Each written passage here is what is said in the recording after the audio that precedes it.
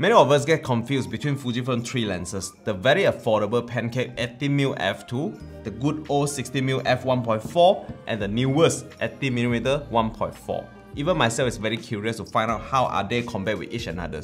I already did a review of this 18mm 1.4 during our last camping trip. You can head over to the link here if you are interested to see how this new lens performs. Today, let's start with my thought about these three lenses. I used them for quite a while and went for some street shooting. At the end of the video, we will also be talking a little bit about the camera, Fujifilm S Pro 3.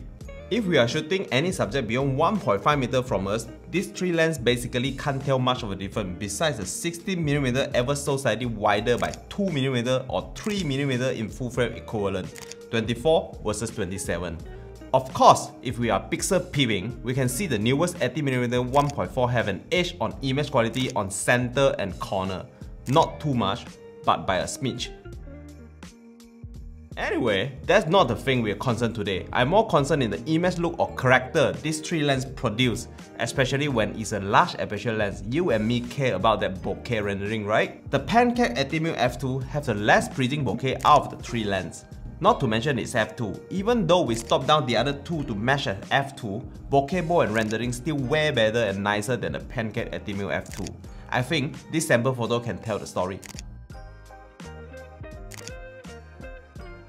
Now, what about the 16mm 1.4 versus the 18mm 1.4? I personally feel that the 16mm 1.4 have a messy look on that bokeh compared to the 18mm 1.4, and the extra 3mm wider look doesn't help in making the photo look better. My go-to winner clearly is the 18mm 1.4. Just like I mentioned in my previous review, this lens magically gives me that full frame look.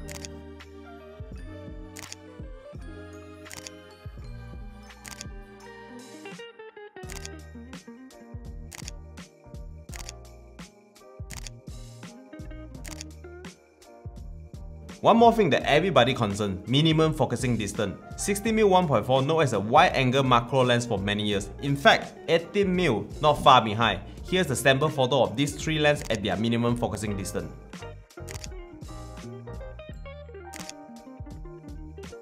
Of course, at the end, everything down to the budget. New lens come in higher price for sure, so I will leave some sample for you to judge yourself which lens is best for your taste and wallet.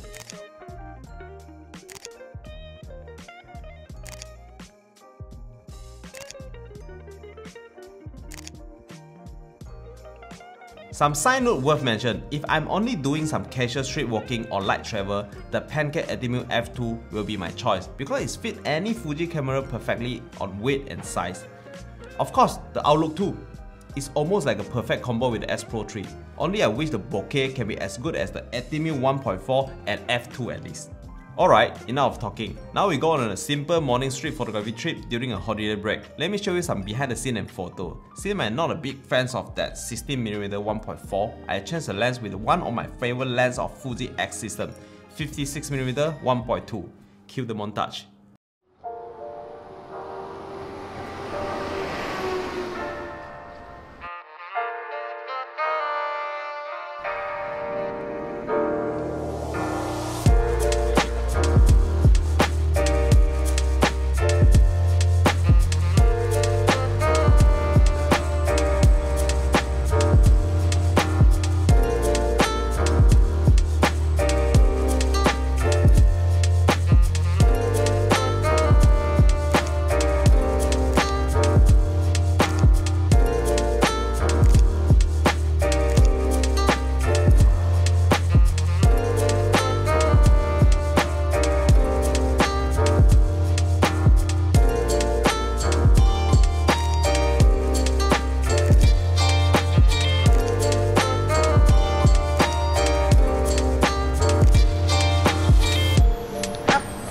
Morning.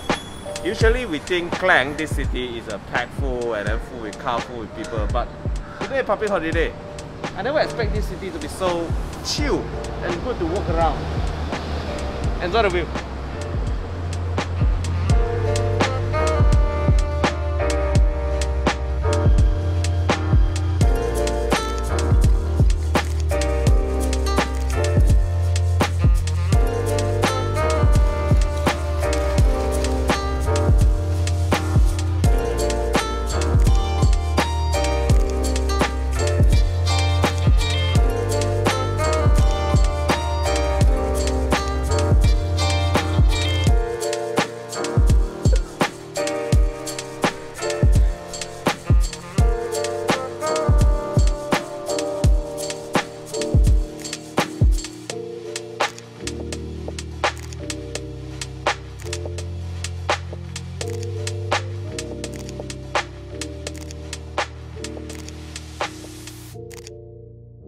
Let's talk a little bit about the S Pro 3. This is a camera that reminds me a lot of that joyful part of photography, and I couldn't believe I would be impressed by an APS-C camera.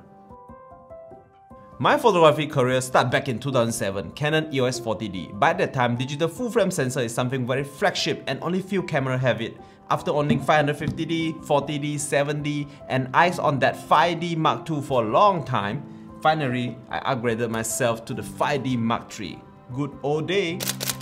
The legends. Living legends, in fact.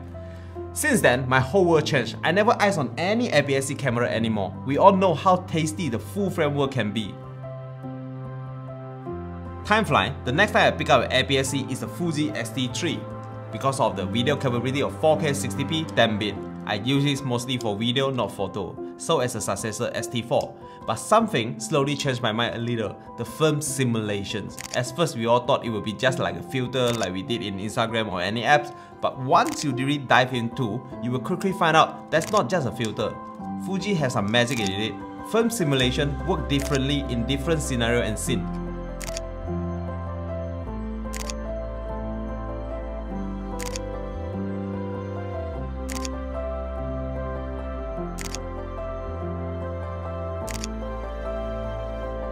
Long story short, the X Pro 3 is what redeemed APS-C for me. It's hit critical mass when paired with some of their optically gratified X-mount lenses, especially the 18mm 1.4 and the 56mm 1.2. They perfectly obscure your perception of what small sensor should look like.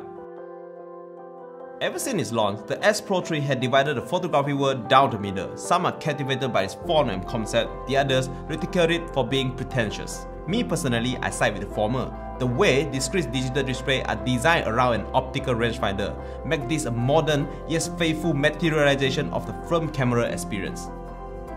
The temporal buffer between taking a shot and viewing it, those few seconds of forced anticipation as you flip open that inward-facing screen to reveal what you had just shot, it feels like unboxing a gift every single time. It's a condensed version of shooting a roll of film and waiting it to be developed. It is same stimulation, just accelerated.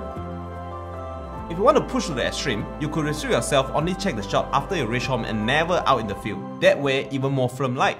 Alright, that's too long for this episode. Like I said earlier, this episode is different. I'm trying to share my experience and thought without pre-scripting like we usually doing a gear review. How you think this works? If you like more content just like this, comment below, let me know. And of course, a subscribe will help us keep the channel alive. A big like too. See you in the next video.